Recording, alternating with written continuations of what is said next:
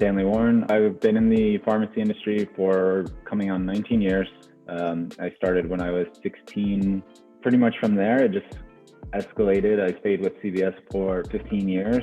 I went from cashier to technician to lead technician to inventory specialist, store manager.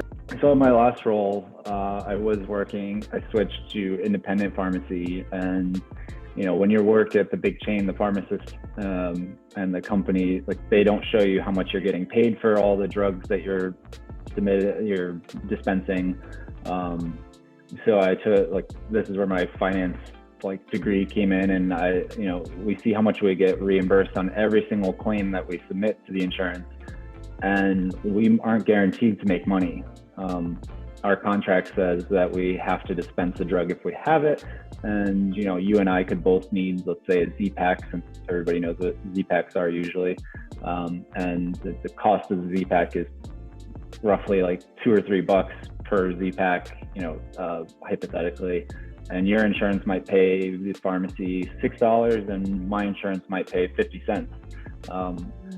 It's a small example, but for me, they're going to lose money, and then from you, they'll make money. So if, over time you have more patients who lose you money than make you money, you're in trouble.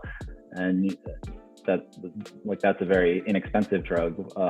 Right. HIV drugs they use 5 to 10 years ago, when I first was thinking of opening my own pharmacy and working with different pharmacists. When they finally opened, they said, HIV drugs were making $180 profit every month on every refill. And then in this last role where I, spent all this time researching how not to lose money, or how we can be more efficient, or how we can procure drugs at a cheaper cost, or, just looking for those innovations. On HIV meds, we were starting to lose $150 to $300 per every single one. And I'm not well versed in specialty pharmacy, which is an ever expanding field now. Every new drug seems to be a specialty drug. With those drugs can be $10,000, or more. And so if you're losing money on those, you're in big trouble. Rx.Help, to solve kind of what we were just talking about, is procurement. Yep. There are primary wholesalers, which are owned by they're also owned by the big three, which the big three, just for reference, are CVS, Optum, and Express Scripts.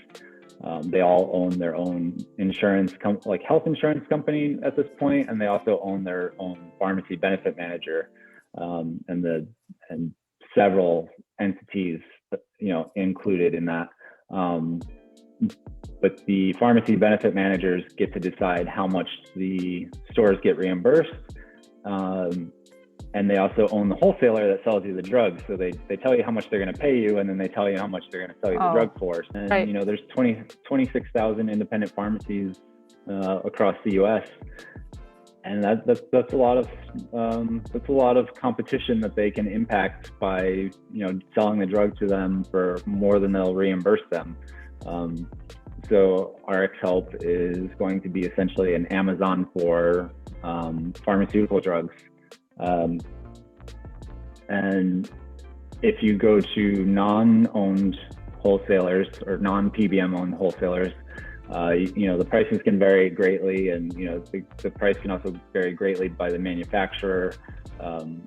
Each large drug manufacturer usually has their own generic drug manufacturer, and then there's also several others. That side of the industry is becoming smaller and smaller too because of consolidation, but there are people out there trying to innovate. Mark Cuban just launched his generic drug company, and they're looking to do the very expensive drugs that are known to be problematic for patients, and just get the cost of actually making the drug plus 15% on everything. So, things like that are great.